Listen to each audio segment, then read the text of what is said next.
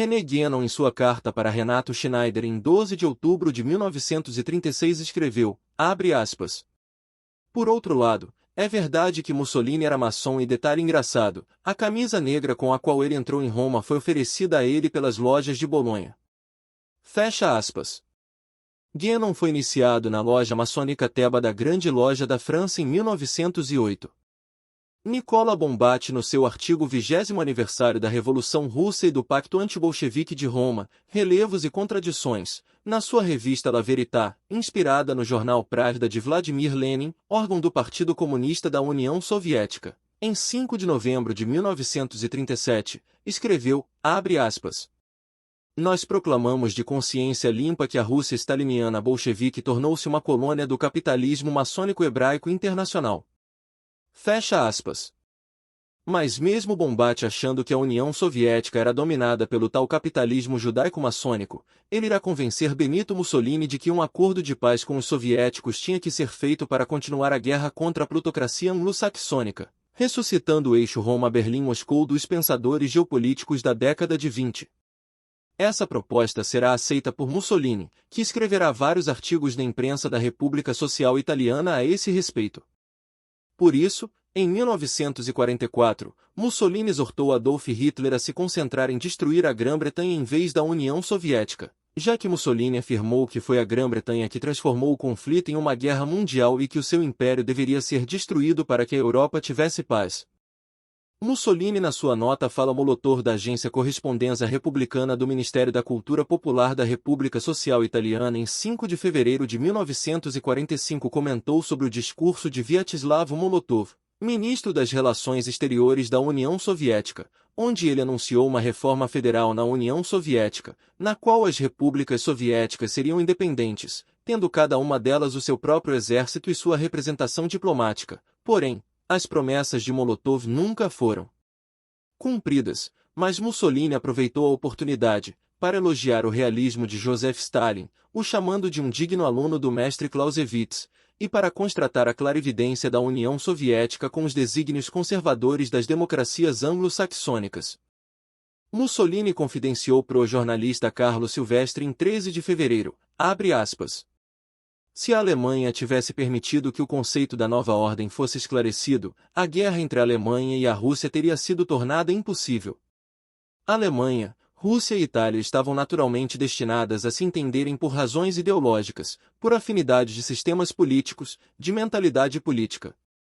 Se já tivessem chegado a um acordo, teriam domínio absoluto sobre a Europa e poderiam influenciar a política mundial. A sua união tê-los elevado à dominação mundial, teriam dado à Europa e depois ao mundo uma ordem verdadeiramente nova.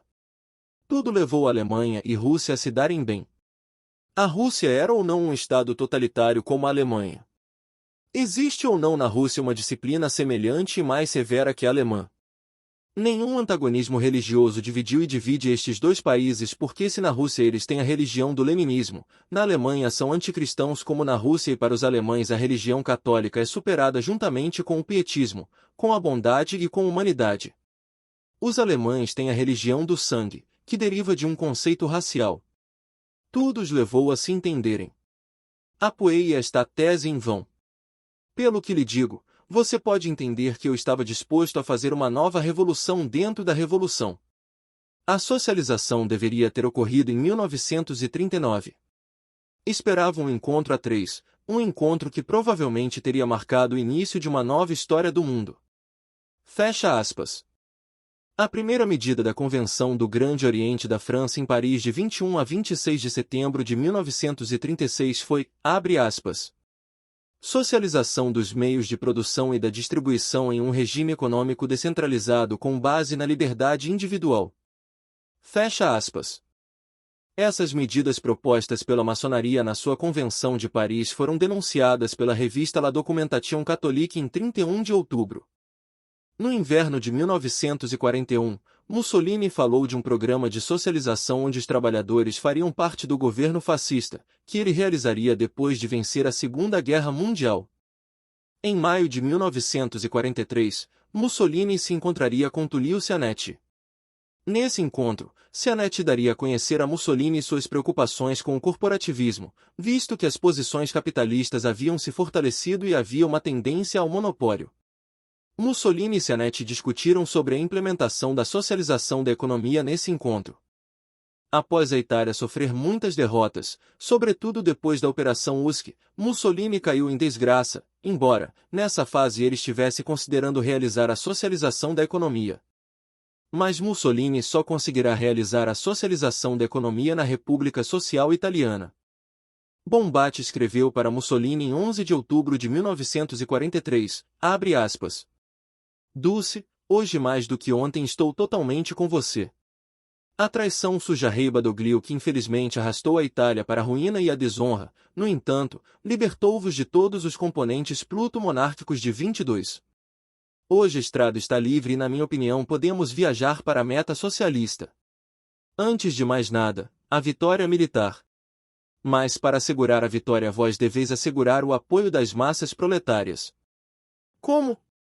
Com feitos decisivos e radicais no setor sindicalista econômico-produtivo. Sempre ao vosso dispor, com uma grande estima que já dura 30 anos. Fecha aspas. No Congresso do Partido Fascista Republicano, realizado em Castelvecchio, em Verona, de 14 a 15 de novembro, se lançou a Carta de Verona, um plano programático para o governo da República Social Italiana. A contribuição dos pontos mais revolucionários da Carta de Verona foi feita por Bombatti, mas com a aprovação de Mussolini. Foi Mussolini quem fez a redação final da Carta de Verona. No ponto 12 da Carta de Verona se determinava, abre aspas, em todas as empresas, industriais, privadas, paraestatais, estatais, os representantes dos técnicos e dos operários cooperam estreitamente, através do conhecimento direto da gestão, na fixação justa dos salários, bem como na distribuição dos lucros, entre o fundo de reserva, fruto do capital social e da participação nos lucros por parte dos trabalhadores. Em algumas empresas isso poderá acontecer com uma extensão das prerrogativas das atuais comissões de fábrica. Em outros casos, substituir os conselhos de administração por conselhos de gestão, compostos por técnicos e por operários, com o representante do Estado. Finalmente, também pode ser realizado por meio de uma cooperativa parasindical. Fecha aspas. Mussolini com a Carta de Verona esperava legar uma economia socializada à Itália do pós-guerra. Luiz Alberto de Vargas, que foi membro do Tribunal Regional do Trabalho no Rio Grande do Sul, relatou que Mussolini preferia a Carta de Verona do que a Carta del Lavoro, abre aspas. Assim, verá que a CLT não é uma cópia da Carta del Lavoro, que nem é tão ruim, tanto que jamais foi aceita por Mussolini, que a considerava excessivamente democrática. A de sua preferência era a Carta de Verona. Fecha aspas. No artigo 3 da Constituição da República Social Italiana se determinava, abre aspas, a República Social Italiana tem como objetivos supremos, 1. A conquista e preservação da liberdade da Itália no mundo, para que possa expressar e desenvolver todas as suas energias e cumprir, no consórcio internacional fundado na justiça, a missão civil que lhe foi confiada por Deus, marcada pelos 27 séculos de sua história e vivendo na consciência nacional. 2. O bem-estar do povo trabalhador, através da sua elevação moral e intelectual, o aumento da riqueza do país e uma distribuição equitativa desta, com base no desempenho de cada indivíduo na comunidade nacional. Fecha aspas. No artigo 13 da Constituição da República Social Italiana se determinava, abre aspas, no desempenho das suas funções sociais, o Estado, segundo os princípios da descentralização, recorre, além dos seus próprios órgãos diretos, a todas as forças da nação, organizando-as legalmente em órgãos auxiliares territoriais e institucionais, aos quais concede uma esfera de autonomia para cumprir as tarefas que lhes são atribuídas da forma mais eficaz e útil para a nação. Fecha aspas. No artigo 116 da Constituição da República Social Italiana se determinava, abre aspas, a República garante a todo cidadão o direito ao trabalho, através da organização e aumento da produção e do controle e regulação da procura e da oferta de trabalho. Fecha aspas. E no capítulo 4 da Constituição da República Social Italiana se tratava da socialização da economia, abre aspas. Seção 2. A gestão socializada da empresa. Artigo 125. A gestão da empresa, seja ela pública ou privada, é socializada. Participam diretamente nela aqueles que exercem uma atividade produtiva eficaz na empresa, sob qualquer forma. Artigo 126. Toda empresa tem um chefe, responsável perante o Estado, politicamente e juridicamente, pelo desempenho da produção e pela disciplina do trabalho na empresa. Artigo 127. O chefe da empresa pública é nomeado pelo governo. Artigo 128. O chefe da empresa privada é o empreendedor. Empreendedor é quem organizou o negócio, determinando seu objeto e a finalidade econômica, ou quem o assumiu. Nas empresas individuais ou com administrador único, o chefe da empresa é o titular ou administrador único. Nas empresas com órgão administrativo colegial, o dirigente da empresa é constituído, pelo estatuto ou pelo ato constitutivo, na pessoa do presidente do conselho de gestão ou do administrador delegado ou de um técnico, que poderá ser externo ao conselho, e a quem são conferidas as funções de diretor-geral. Artigo 129. As empresas públicas são administradas por um conselho de gestão eleito pelos trabalhadores, operários, empregados técnicos. O Conselho de Gestão decide sobre todas as matérias relativas à orientação e condução da produção da empresa no âmbito do Plano Unitário Nacional determinado pela República através dos seus órgãos competentes. Elabora o orçamento da empresa e decide sobre a distribuição dos lucros, determinando a parcela devida aos trabalhadores. Decide sobre questões relativas à disciplina e proteção do trabalho. Artigo 130. Nas empresas privadas, os órgãos colegiais de administração, constituídos nos termos da lei, do ato constitutivo e dos estatutos, integram representantes dos trabalhadores, empregados e técnicos da empresa em número não inferior ao dos representantes eleitos pela Assembleia dos titulares do capital social, e de um ou mais representantes do Estado se este participar na formação do capital. Artigo 131. Nas empresas individuais e naquelas em que o ato constitutivo e os estatutos prevejam um administrador único, se empregarem um total de pelo menos 50 trabalhadores, será constituído um conselho de trabalhadores, empregados e técnicos da empresa de pelo menos 3 membros. O conselho colabora com o titular da empresa e com o administrador único na gestão da empresa. Deve ser consultado para a elaboração do orçamento e para decisões que envolvam a transformação da estrutura, da forma jurídica e do objeto da empresa. Artigo 132. Em toda empresa que empregue mais de 10 trabalhadores, é instituído um conselho de fábrica, eleito por todos os trabalhadores, empregados e técnicos, que participa na formação dos regulamentos internos e na resolução das questões que possam surgir na sua aplicação. Nas empresas em que não exista órgão colegial, de administração ou conselho de trabalhadores, o dirigente da empresa deve ouvir o parecer do conselho de fábrica, em matérias relativas à disciplina do trabalho, podendo ouvi-lo nos demais assuntos que pretenda tratar. Artigo 133. A lei, em relação à situação econômica, estabelece os limites máximos e as formas pelas quais pode ser determinada a remuneração do capital empregado na empresa, em geral ou para os diversos tipos deles. Dentro desses limites e nas formas permitidas, a determinação da indenização é estabelecida convencionalmente. Artigo 134. Os lucros da empresa, depois de deduzidas as remunerações devidas ao capital, são distribuídos entre o dirigente, os diretores e os trabalhadores, empregados e técnicos da empresa, nas proporções estabelecidas em lei, por norma coletiva ou, na falta de atos constitutivos, pelos estatutos e pelas deliberações dos órgãos de gestão. A parte não distribuída dos lucros é destinada à reserva dentro dos limites mínimos e máximos estabelecidos por lei, e se ainda houver excedente, este é doado ao Estado que o administra ou o utiliza para fins sociais. Fecha aspas. Essa Constituição foi apenas um projeto constitucional elaborado por Carlo Alberto Biggini, ministro da Educação Nacional da República Social Italiana, que depois foi revisado e modificado por Mussolini.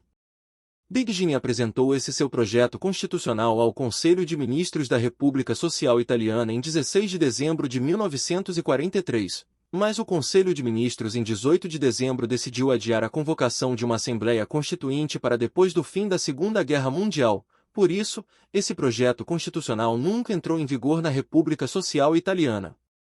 Mussolini, no seu discurso da recuperação no Teatro Lírico de Milão em 16 de dezembro de 1944, declarou, abre aspas, Agora, a Assembleia Constituinte não foi convocada.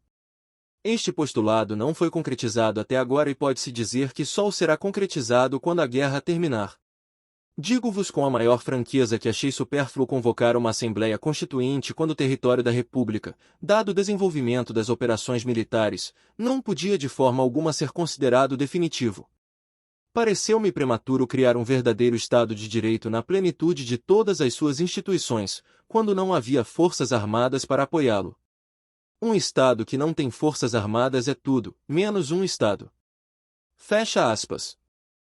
Mussolini nomeou Angelo Tarchi como ministro da Economia Corporativa da República Social Italiana em 1 de janeiro de 1944. Por isso, se atribuiu a Tarchi a direção da socialização da economia. Já em 11 de janeiro, o programa sumário da socialização da economia estava pronto. Em 13 de janeiro, o Conselho de Ministros, sob proposta de Mussolini, aprovou a premissa fundamental para a criação da nova estrutura da economia italiana, mais conhecida como premissa Tarchi, desenvolvida por Manlio Sargenti, chefe do gabinete de Tarchi, e com sugestões de Bombate, que cunhou o título de socialização.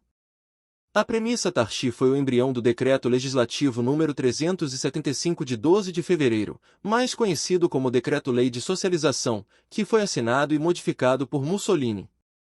No artigo 1 do Decreto-Lei de Socialização se determinava, abre aspas, são socializadas as empresas privadas que, a partir de 1 de janeiro de 1944, tenham pelo menos 1 milhão de capital ou empreguem mais de 100 trabalhadores. Todas as empresas pertencentes ao Estado, províncias e municípios, bem como qualquer outra empresa pública, também são socializadas. O trabalho participa diretamente na gestão da empresa socializada. A organização da empresa socializada rege-se pelo presente decreto e respectivas normas de execução, pelo estatuto de cada empresa, pelas regras do Código Civil e por leis especiais, na medida em que não conflituem com o presente decreto. Fecha aspas. No artigo 2 do Decreto-Lei de Socialização se determinava, abre aspas, os órgãos das empresas socializadas são a. Para sociedades por ação, em comandita por ação ou de responsabilidade limitada, o chefe da empresa, da Assembleia, o Conselho de Gestão, o Conselho Fiscal. b. Para outras sociedades e para as empresas individuais, o chefe da empresa e o Conselho de Gestão.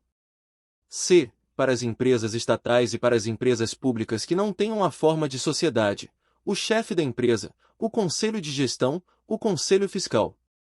Fecha aspas. No artigo 6 do Decreto-Lei de Socialização se determinava, abre aspas, o Conselho de Gestão das Empresas Privadas sob forma de sociedade, com base no exame periódico e sistemático dos elementos técnicos, econômicos e financeiros da gestão. A. Delibera sobre todos os assuntos relativos à vida da empresa, à direção e desenvolvimento da produção no âmbito do Plano Nacional estabelecido pelos órgãos estatais competentes. B. Opina sobre qualquer questão relativa à disciplina e proteção do trabalho na empresa. C. Exerce genericamente na empresa, de forma geral, todos os poderes que lhe sejam atribuídos pelos estatutos e os previstos na legislação em vigor para os administradores, desde que não contrariem o disposto nesta disposição. D. Elabora o orçamento da empresa e propõe a distribuição de lucros nos termos do presente decreto e do Código Civil. Fecha aspas. No artigo 12 do Decreto-Lei de Socialização se determinava, abre aspas, nas empresas individuais, é assistido o empreendedor que assume a qualidade de chefe da empresa com as responsabilidades e funções referidas nos artigos 22 e seguintes, na gestão da própria empresa pelo Conselho de Gestão. O empreendedor, chefe da empresa, deve reunir-se periodicamente, pelo menos uma vez por mês com o Conselho, para submeter questões relativas à vida produtiva da empresa, e todos os anos no final da gestão para aprovação do orçamento e da distribuição dos lucros. Fecha aspas.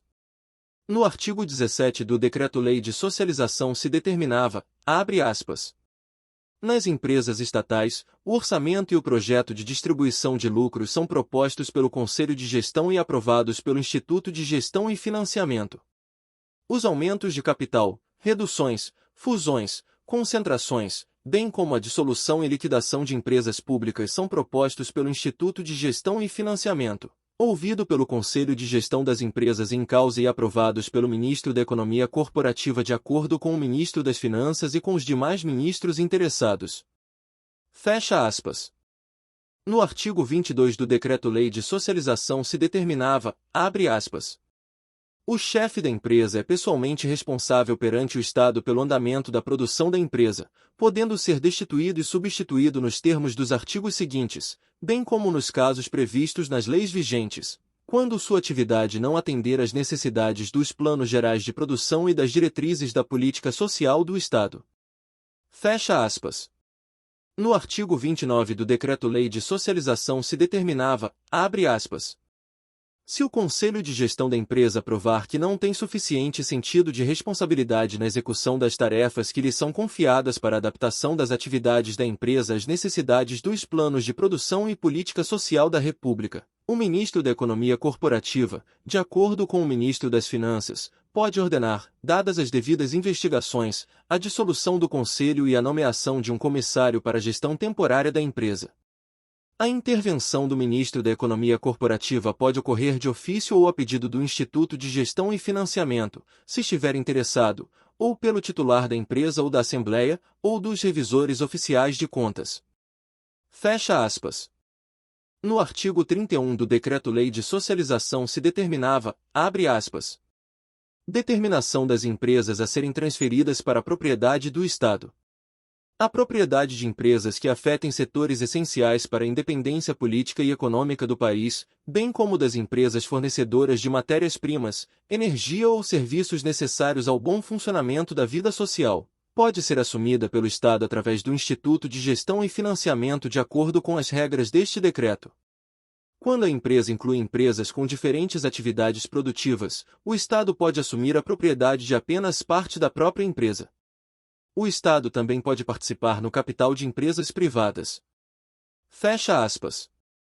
No artigo 33 do Decreto-Lei de Socialização se determinava, abre aspas, por decreto do Ministro da Economia Corporativa, cada empresa cuja passagem ao Estado seja decidida fica sujeita a um sindicato e é nomeado um sindicante.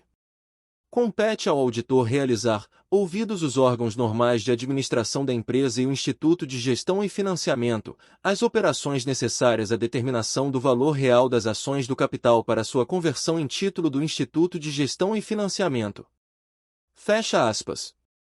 No artigo 41 do Decreto-Lei de Socialização se determinava, abre aspas, os títulos do Instituto de Gestão e Financiamento são nominativos, negociáveis, transferíveis e possuem rendimento variável.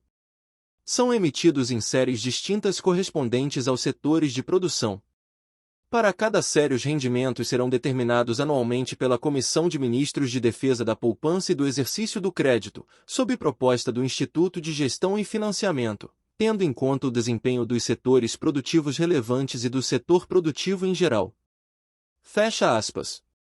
No artigo 42 do Decreto-Lei de Socialização se determinava, abre aspas, a Comissão de Ministros para a Defesa da Poupança e do Exercício do Crédito tem competência para limitar a negociabilidade dos valores mobiliários do Instituto de Gestão e Financiamento emitidos em substituição de ações de capital, ou ainda providenciar o registro nos livros do Instituto de Crédito dos titulares dessas ações, sem entrega física dos títulos.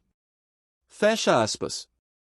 E no artigo 46 do Decreto-Lei de Socialização se determinava, abre aspas, os lucros da empresa, deduzidas as destinações referidas no artigo anterior, serão divididos entre os trabalhadores, operários, empregados técnicos e empregados administrativos, em relação ao valor da remuneração recebida no exercício. Contudo, esta distribuição não pode exceder 30% do total dos salários líquidos pagos aos trabalhadores durante o exercício financeiro. Os excedentes serão destinados a um fundo de compensação administrado pelo Instituto de Gestão e Financiamento, e destinados a fins sociais e produtivos. O regulamento deste fundo será aprovado mediante disposição separada do Ministro da Economia Corporativa em acordo com o Ministro das Finanças. Fecha aspas. O Decreto-Lei de Socialização foi publicado na edição 151 da Gazeta Oficial da República Social Italiana em 30 de junho. O decreto-lei de socialização recebeu críticas favoráveis do Comitê Executivo do Partido Socialista Italiano da Unidade Proletária e do Partido Comunista Italiano. No artigo Palavras aos Trabalhadores do jornal E o Regime Fascista de Roberto Farinati, em 17 de fevereiro se apresentou a socialização da economia com entusiasmo, embora moderado, acompanhado com a exposição da teoria com breves comentários explicativos de Alcide Aimé, que costumava tratar de economia nacional no E o Regime Fascista. Farinati foi iniciado na loja maçônica Quinto Curzio do Grande Oriente da Itália em Cremona, em 6 de dezembro de 1915, registrado com o número 48.057. Farinati foi expulso por indignidade do Grande Oriente da Itália em virtude de uma suposta relação homossexual com Giorgio Reia, um nobre rico da Apulia bastante conhecido nos círculos satíricos napolitanos como travesti. Por isso, Farinati foi iniciado na grande loja dos antigos maçons livres e aceitos, da qual também foi expulso por indignidade em 1916 após uma tentativa deselegante de se isentar do serviço militar. Farinati fundou um clube maçônico dedicado a Giordano Bruno em novembro de 1918, que foi o embrião do Fasci Italiani de combatimento em Cremona. Farinati protestou contra uma moção do Grande Conselho do Fascismo de 13 de fevereiro de 1923 que proibia maçons no Partido Nacional Fascista. Farinati era discípulo de Leonida Bissolati, que representou a loja maçônica Alsácia-Lorena no Congresso Mundial do Livre Pensamento em Lausanne em 1902. Em 18 de dezembro de 1974, foi fundada a loja maçônica Leonida Bissolati em Cremona em sua homenagem. Em agosto de 2018, uma loja maçônica de Cremona comemorou Bissolati como um de seus membros notáveis. Farinati entrou em contato com Bissolati através de Alessandro Gropali, um socialista com quem Farinati fundou o clube maçônico Giordano Bruno. Farinati começou sua carreira de jornalista escrevendo para o jornal El Eco del Popolo de Bissolati, que era o órgão do Partido Socialista Italiano para Cremona. Em 1914, Farinati se filiou ao Partido Socialista Reformista Italiano de Bissolati. Anos depois de abandonar o Partido Socialista Reformista Italiano, Farinati definiu Bissolati como, abre aspas, nobre alma de um apóstolo, não de um político. Fecha aspas. O jornalista Silvio Bertoldi escreve, abre aspas, seu inspirador ideal, seu modelo, foi Leonida Bissolati, que Mussolini expulsou do Partido Socialista, um manso, um idealista. Farinati não o negará mesmo quando atingir o auge da carreira fascista. Fecha aspas. Farinati mediou as relações entre Bissolati e Mussolini. Farinati irá ditar a placa no túmulo de Bissolati. Após Aimé retornar a Parma, ele assumiu o secretariado da Federação Corporativa Provincial, talvez com apoio da maçonaria. Porém, Farinati percebeu que os alemães eram contra a socialização da economia, por isso, como ele era pró-nazista, o regime fascista parou de apoiar a socialização da economia. Já no dia seguinte à aprovação da premissa Tarchi, Farinati havia refreado um pouco seu entusiasmo com a socialização da economia. Farinati no seu artigo Não há mais mal-entendidos do regime fascista de 30 de agosto de 1944 afirmou que a socialização da economia era reprise da Carta del Lavoro de Giuseppe Bottai, abre aspas. Se não dissolvemos os excessivos hinos à socialização é porque a consideramos uma repetição menos feliz da Carta del Lavoro, que permanece sempre como documento regulador da vida político-econômica da nação. Fecha aspas.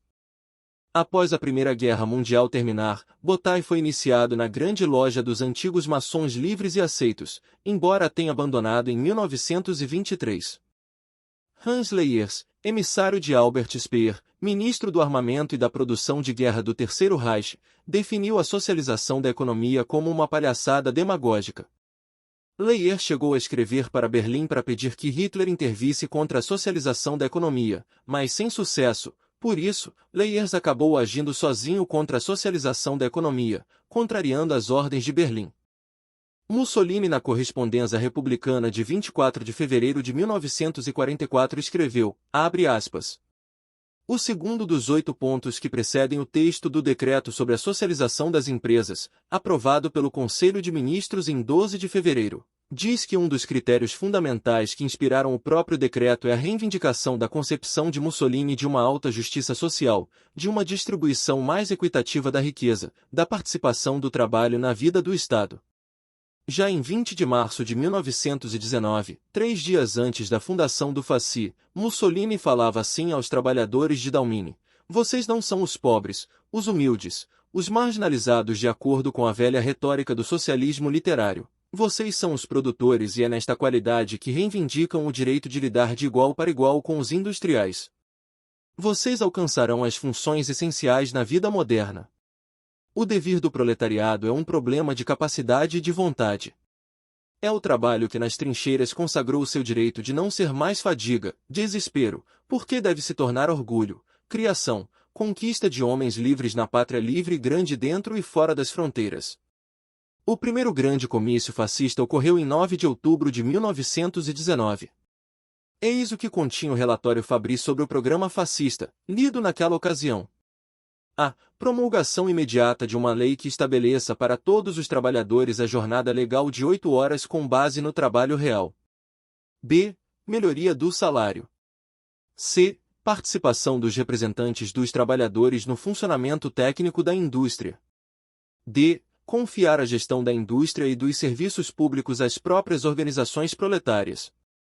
E. Alteração da fatura do seguro de invalidez e velhice, fixando o limite de idade de acordo com o esforço exigido por cada tipo de trabalhador.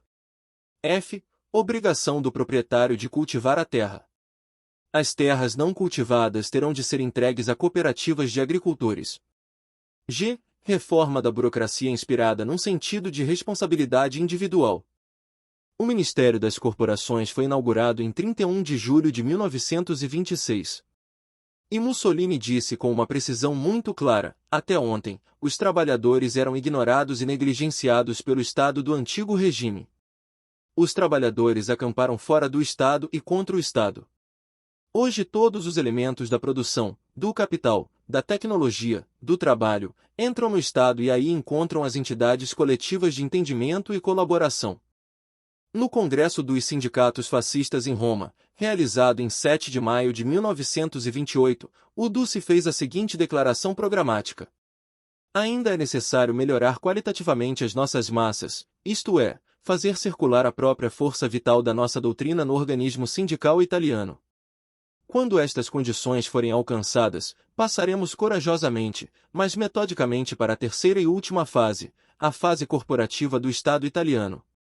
O século atual verá uma nova economia. Assim como o século passado viu a economia capitalista, o século atual verá a economia corporativa. Capital e trabalho devem ser colocados no mesmo nível. Ambos devem ter direitos e deveres iguais." E no dia 6 de outubro de 1934, o Duce reiterou seu programa social com as seguintes palavras, nas quais pela primeira vez foi definido o conceito de alta justiça social: "O fascismo estabelece a verdadeira e profunda igualdade de todos os indivíduos em relação ao trabalho e em relação à nação." O que significa esta alta justiça social? Significa trabalho garantido, salários justos, casas decentes. Significa a possibilidade de evoluir e melhorar incessantemente. Não basta. Significa que os operários e trabalhadores devem tornar-se cada vez mais íntimos do processo de produção e participar na sua disciplina necessária.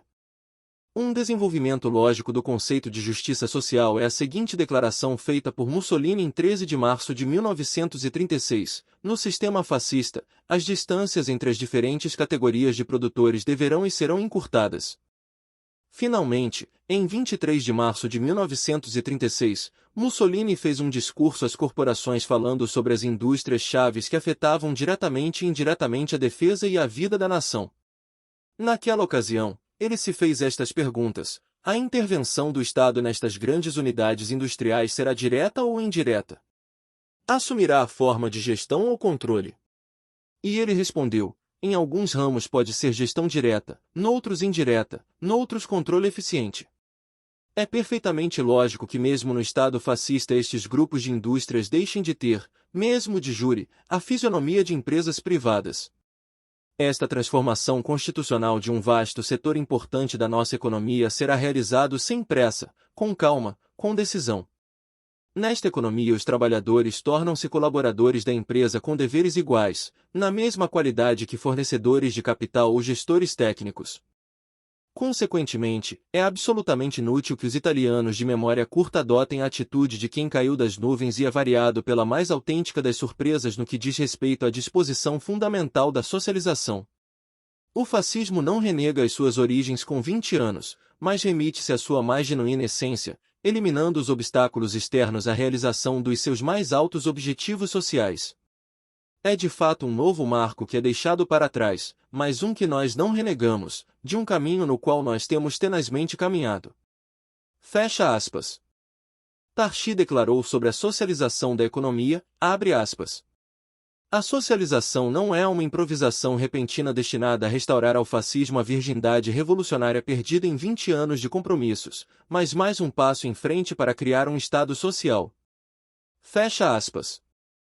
Segundo as diretrizes de propaganda de Fernando Mezzasoma, ministro da Cultura Popular da República Social Italiana, a socialização da economia era abre aspas. O novo salto ousado da Revolução Mussoliniana, a fase decisiva da Revolução Fascista. Fecha aspas. As diretrizes de propaganda de Mezzasoma recomendavam que abre aspas. Entre os temas da política interna, o da socialização deve estar sempre em primeiro lugar. Fecha aspas. Em poucos meses, mais de 80 empresas, que juntas empregavam cerca de 150 mil trabalhadores, foram socializadas. Mussolini começou a implementar a socialização da economia nas editoras. A editora genovesa do jornal Il Lavoro, assim como a indústria gráfica Irmãos Crespi, foi socializada. A implementação total da socialização da economia estava programada para 25 de abril de 1945, embora cerca de 6 mil empresas já tivessem sido socializadas antes disso, como a Fiat, Montecatini e Mondadori, por exemplo. Mussolini confiou a Bombati a tarefa de supervisionar o processo de implementação do Decreto-Lei de Socialização, o relegando a um escritório de estudo em Maderno, sem autoridade hierárquica e sem impacto nas diversas realidades. Bombati viajará pelas fábricas industrializadas do norte em Milão e Turim para explicar a socialização da economia para os trabalhadores. Depois de diversas visitas a empresas socializadas, Bombati escreve para Mussolini em 22 de dezembro, abre aspas. Falei 1h30 num teatro entusiástico e conquistado, a audiência, composta na sua maioria por trabalhadores, vibrava gritando, sim, nós queremos lutar pela Itália, pela República, pela socialização. De manhã visitei a Mondadori, já socializada. Falei com os trabalhadores que formam o Conselho de Gestão, os quais achei cheios de entusiasmo e compreensão por esta nossa missão, dado que os lucros após estes meses rondam os 3 milhões. Fecha aspas. Em muitas fábricas na República Social Italiana, as ordens do dia foram votadas, reuniões tiveram lugar e moções foram aprovadas. Os representantes das fábricas de papel Burgo, reunidos em Milão, abre aspas, reconheceram na socialização uma fase decisiva da Revolução Proletária a qual, depois de ter sido combatida por mais de um século pelo capitalismo cego, belicista e fomentador do ódio de classes, emerge hoje na República Social Italiana, no momento mais doloroso da história, para alcançar e assegurar o renascer da nação. Fecha aspas. Em Turim, as comissões internas da Fiat se levantaram contra as tentativas de sabotagem dos elementos do Comitê de Libertação Nacional, publicando, por sua vez, um apelo, abre aspas. Deverá ser considerada uma fraude, para a desvantagem dos trabalhadores da Fiat, o esquema empreendido contra a lei mais revolucionária que foi promulgada em nome dos trabalhadores, a lei da socialização. A socialização tem apenas um inimigo, o capitalismo. E aqueles que se opõem a ela são inspirados, pagos e guiados pelos poderes ocultos do capitalismo. Pela primeira vez na história da vida social, os trabalhadores encontram-se como mestres absolutos do seu próprio destino. E eles não estão dispostos a desperdiçar esta ocasião apenas porque o capitalismo não gosta. Fecha aspas. Em 10 de abril de 1945, os representantes das comissões fabris de Milão, no fim de um encontro na Casa dos Trabalhadores, abre aspas, Convidam o governo da República Social Italiana a atuar com energia inflexível contra os cabeças daquelas companhias que não apresentaram os estatutos no devido tempo, comprometendo-se eles mesmos a desenvolver uma efetiva campanha de controle e propaganda, chamando ao cumprimento do dever da presente hora todos os trabalhadores das restantes províncias italianas, de modo a alcançar a plena realização dos princípios da socialização, em nome do trabalho. Fecha aspas. Ugo Manunta escreveu na época que, convidado em julho de 1944, para a casa de Gastone Guerrieri, chefe da assessoria de imprensa da Brigada Negra Ettore Muti, na via Monte Napoleone número 24, o encontrou na presença de um estranho que se apresentou a ele como Marino. Na verdade, esse estranho se chamava Gabriele Vigorelli. Vigorelli fazia parte do comitê executivo do Partido Socialista Italiano da Unidade Proletária. Nesse encontro, Vigorelli propôs para Guerrieri uma trégua política visando a colaboração posterior dos membros do Partido Socialista Italiano da Unidade Proletária com os membros do Partido Fascista Republicano. Vigorelli se declarou totalmente a favor, aconteça o que acontecer, de salvaguardar as conquistas sociais da República Social Italiana, provavelmente se referindo à socialização da economia. Vigorelli propôs um acordo para Guerrieri, no qual se determinava que caso o eixo vencesse a Segunda Guerra Mundial, o Partido Socialista Italiano da Unidade Proletária se uniria com o Partido Fascista Republicano na consolidação e defesa da socialização da economia, e, portanto, enfrentariam juntos quaisquer sabotadores, sejam externos ou internos, da República Social Italiana.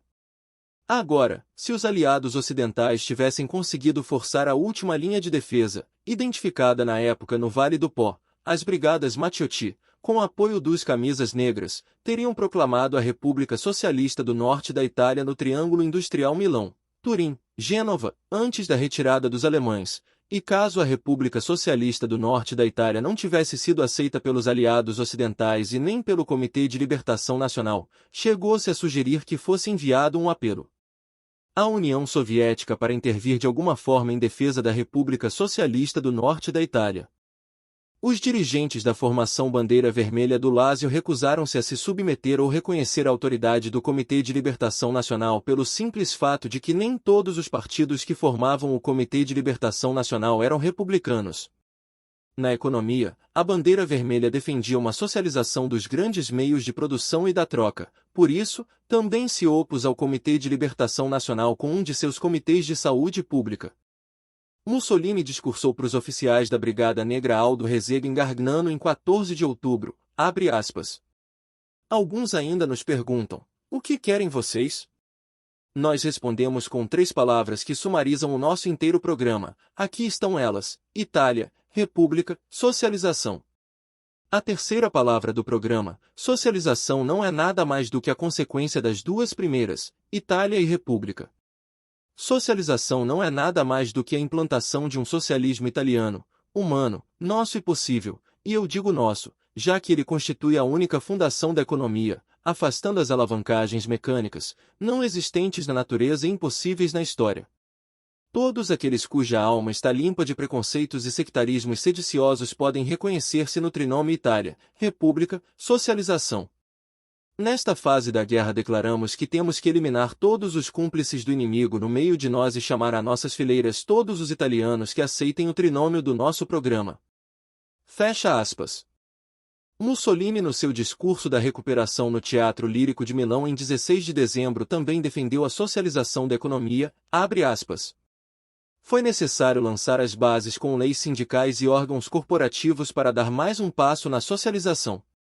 Os grupos que, partindo da aceitação leal, integral e sem reservas do trinômio Itália, República, Socialização, têm a responsabilidade de examinar as disposições do governo e das autoridades locais, de controlar os métodos de aplicação das próprias disposições e das pessoas que são investidas de cargos públicos e que devem responder perante o cidadão, na qualidade de soldado, trabalhador, contribuinte, pelos seus atos.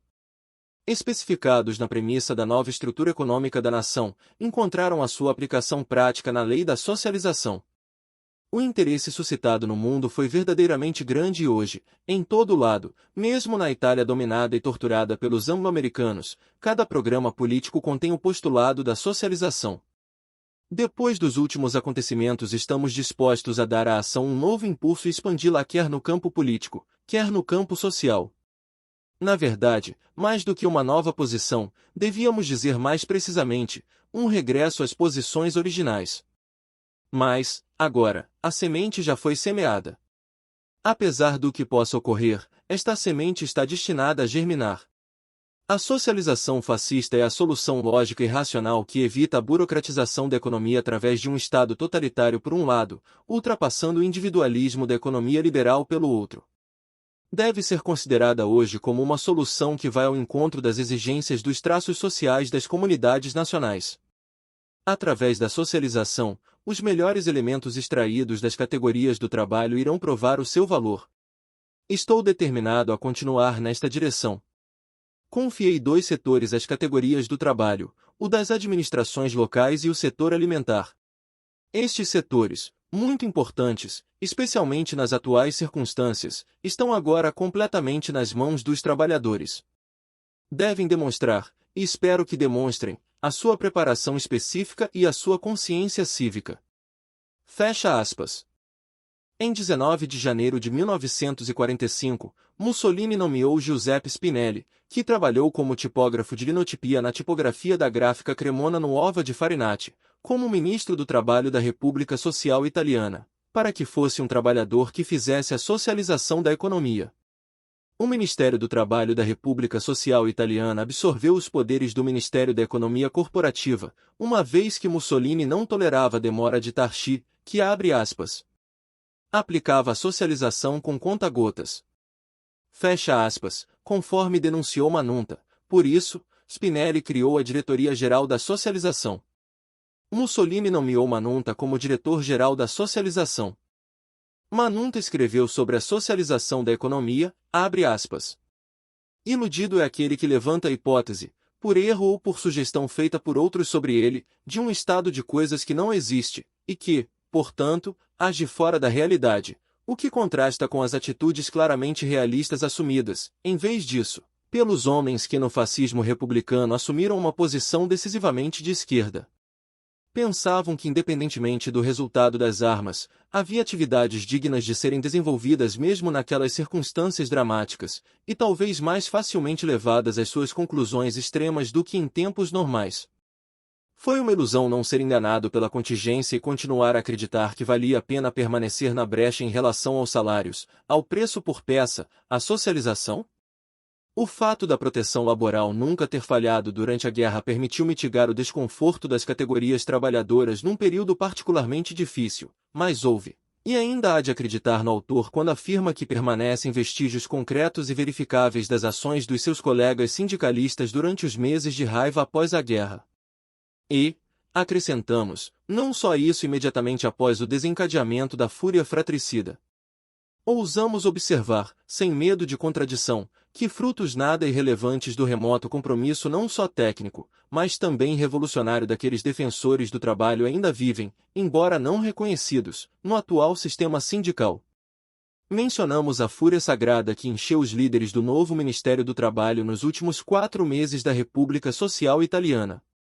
Voltamos a acrescentar que nesses 120 dias todo o problema sindical foi reexaminado desde os fundamentos, com vista a uma profunda renovação da vida social, e que desta febre revolucionária surgiram decisões de real importância para as categorias trabalhadoras. Toda a ação do Ministério visava recuperar o tempo perdido em 20 anos de compromissos estéreis. Enquanto com a aplicação da socialização a todo um setor produtivo, o industrial, a ênfase foi colocada nas novas responsabilidades do trabalho e na desvalorização do capital, abrindo uma janela para um novo tipo de economia equidistante da individual e da coletiva. De fato, as categorias foram dispostas quase simultaneamente, com cláusulas inequívocas e de amplitude verdadeiramente excepcional, e o problema da habitação dos trabalhadores foi colocado em estudo. Fecha aspas. Spinelli formou uma comissão composta por Luigi Fontanelli, Giuseppe Grossi, Omo Munzi, Galanti, Amádio, Belletti, Rosano e Margara. Manunta afirmou sobre um decreto preparado por essa comissão, abre aspas. Assumindo uma economia socializada, a figura do capitalista foi ignorada em todos os pontos e foram lançadas as bases para uma reorganização das autoridades locais e das próprias assembleias representativas. O resultado foi um documento de considerável valor político e jurídico. E para se ter uma ideia, bastará que os membros da comissão tenham que decidir não só como enquadrar o novo tipo de organização sindical unificada, mas também em que termos jurídicos traduzir todas essas conquistas laborais para a afirmação da que trabalharam em vão durante 20 anos. Desaparecidos os partidos contraditórios, ou seja, os representantes das confederações patronais, dissolvidas por lei 2 meses antes, viram-se agora obrigados a legislar. Fecha aspas. Mas os comissários de Spinelli foram mais longe, abre aspas. Quanto à figura do capitalista, ela foi sistematicamente ignorada, enquanto a do chefe da empresa mencionada na lei da socialização foi delineada com extrema clareza, ou seja, o animador e técnico da empresa, também ele trabalhador, e portanto, legitimamente membro deste novo sindicato que deveria ter constituído o pilar do Estado do Trabalho, e em alguns casos, substituído por muitas autarquias locais cujas as funções não podiam deixar de ser absorvidas por este novo órgão governado por lei pública. Fecha aspas. Mussolini permitiu que o filósofo socialista Edmondo Cione, juntamente com o sindicalista revolucionário Fulvio Zocchi, fundasse o Reagrupamento Nacional Republicano Socialista em fevereiro, em contato com Guerrieri. Cione, Zocchi e Guerrieri irão fundar esse partido com a intenção de construir uma ponte entre fascistas e antifascistas, em particular, potencializando a socialização da economia, prometida pelo Partido Fascista Republicano na Carta de Verona. O trinômio Itália, República, Socialização de Mussolini foi assumido pelo Reagrupamento Nacional Republicano Socialista. Bombatti discursou para os camisas negras na Piazza de Ferrari em Gênova, em 15 de março, abre aspas. O socialismo não será alcançado por Stalin, mas por Mussolini, que é um socialista, embora por 20 anos tenha sido prejudicado pela burguesia que mais tarde o traiu. Mas agora Mussolini se livrou de todos os traidores e precisa dos trabalhadores para criar o novo Estado proletário. Conquistas que, aconteça o que acontecer, não devem ser perdidas. Em breve todas as fábricas serão socializadas e o problema da terra e da habitação também será examinado porque todos os trabalhadores devem possuir sua terra e a sua casa. Fecha aspas. Em 22 de março, o Conselho de Ministros decidiu que a socialização da economia nas empresas com pelo menos 100 trabalhadores e 1 milhão de capital deveria ser efetuada até 21 de abril. No ponto 10 da Carta de Verona se determinava, abre aspas, a propriedade privada, fruto do trabalho e da poupança individual, integração da personalidade humana, é garantida pelo Estado. Entretanto, não pode se tornar um elemento desintegrador da personalidade física e moral de outros homens, através da exploração de seu trabalho. Fecha aspas. Em 5 de abril, o Conselho de Ministros, ao tratar do ponto 10 da Carta de Verona, afirmou que, abre aspas, consideramos que tal exploração ocorre quando a empresa não está socializada. Fecha aspas. A necessidade de implementar a socialização na agricultura também foi apoiada. No ponto 13 da Carta de Verona se determinava, abre aspas, na agricultura, a iniciativa privada dos proprietários de terras encontra seu limite onde sua própria iniciativa falha. As terras não cultivadas e as propriedades mal administradas podem ser expropriadas e até mesmo parceladas e dadas a trabalhadores diaristas como cultivadores diretos, ou convertidas em propriedades cooperativas, para sindicais ou para estatais, conforme as necessidades da economia agrícola ditarem. Isto está previsto nas leis vigentes, cuja aplicação o partido e as organizações sindicais estão a dar o impulso necessário. Fecha aspas. Mussolini, na sua última entrevista para o jornalista Gian Gaetano Cabello em 20 de abril, lhe revelou, abre aspas, se os acontecimentos desta guerra tivessem sido favoráveis ao eixo, eu teria proposto ao Führer, uma vez alcançada a vitória, a socialização mundial. A socialização mundial, ou seja, fronteiras exclusivamente de caráter histórico, abolição de todas as alfândegas, livre comércio entre país e país, regulamentado por uma convenção mundial, moeda única, e, consequentemente, o ouro de todo o mundo sob propriedade comum, e, portanto, todas as matérias-primas, divididas de acordo com as necessidades dos diferentes países, abolição radical e total de todo armamento. Fecha aspas. Mussolini discursou em Milão em 22 de abril, abre aspas. Os nossos programas são decididamente revolucionários, as nossas ideias pertencem ao que no regime democrático se chamaria esquerda, nossas instituições são uma consequência direta de nossos programas, nosso ideal é o Estado do trabalho. Não pode haver dúvida sobre isso, nós somos os proletários lutando, pela vida ou pela morte, contra o capitalismo. Nós somos os revolucionários em busca de uma nova ordem. Se isso for verdade, dirigir-se à burguesia acenando com o perigo vermelho é um absurdo. O verdadeiro bicho-papão, o verdadeiro perigo, a ameaça contra a qual lutamos incansavelmente, vem da direita.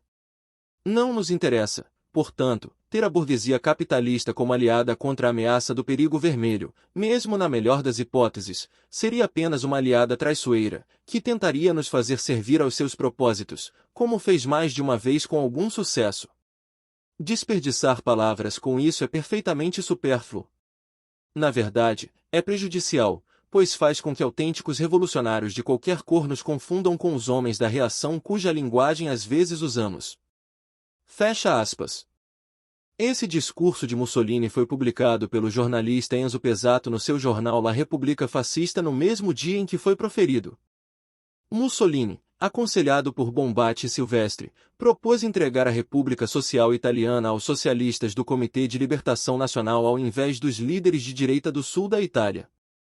Na noite de 22 de abril, Mussolini entregou para Silvestre uma declaração pro Comitê Executivo do Partido Socialista Italiano da Unidade Proletária, na qual se propunha que o Partido Socialista Italiano da Unidade Proletária, junto com o Partido da Ação e em acordo tácito com o Partido Comunista Italiano, assumisse o poder na República Social Italiana. Nessa carta que Mussolini entregou para Silvestre se lia, abre aspas. Como a sucessão está aberta em consequência da invasão anglo-americana, Mussolini deseja entregar a República Social aos republicanos e não aos monarquistas, a socialização e todo o resto aos socialistas e não aos burgueses. Fecha aspas. Essa mensagem será recebida por Sandro Pertini e Ricardo Lombardi, que irão destruí-la. Pertini era do Partido Socialista Italiano da Unidade Proletária, já Lombardi era do Partido da Ação. A socialização da economia de Mussolini e Bombatti foi influenciada por Giuseppe Mazzini, que defendia uma forma de trabalho cooperativo.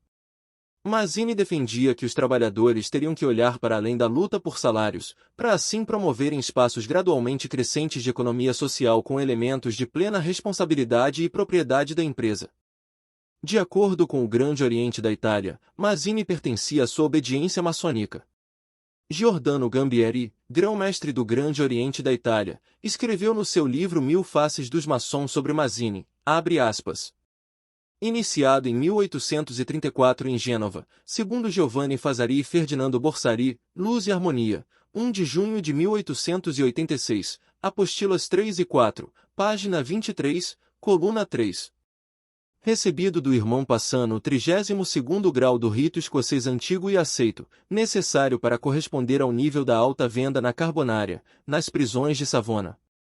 Por decreto do Supremo Conselho de Palermo de 18 de junho de 1866 recebeu o aumento da luz ao 33º grau e a qualificação de membro honorário do mesmo Supremo Conselho. Foi membro honorário das lojas Lincoln de Lodi e Estrela da Itália de Gênova. Ao escrever para lojas, corpos rituais e irmãos, ele sempre usava sinais maçônicos. Nenhum contemporâneo jamais questionou a pertença de Mazzini à maçonaria. Fecha aspas.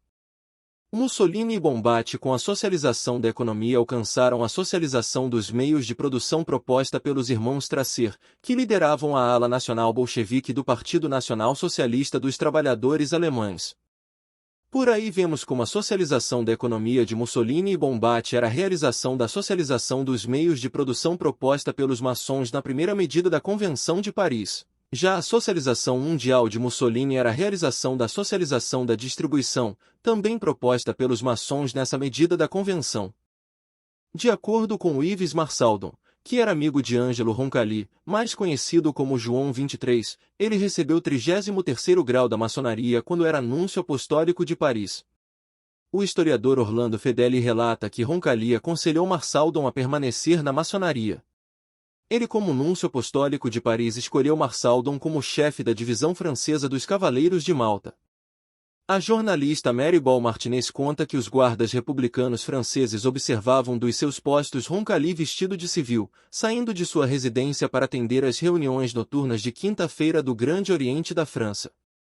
O grão-mestre do Grande Oriente da Itália, numa entrevista para a revista 30 Dias, revelou, abre aspas, quanto a isso, parece que João 23 foi iniciado numa loja maçônica em Paris, e participou nos trabalhos das lojas em Istambul.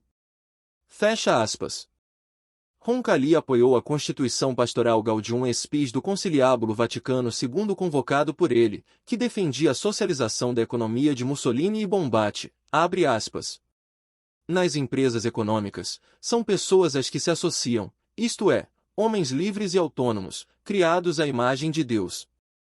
Por isso, tendo em conta as funções de cada um, proprietários, empresários, dirigentes ou operários, e salva a necessária unidade de direção, promova-se, segundo as modalidades a determinar convenientemente, a participação ativa de todos na gestão das empresas.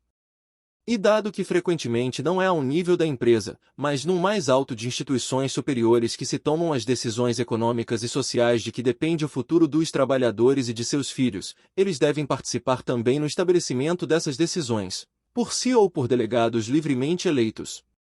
Fecha aspas.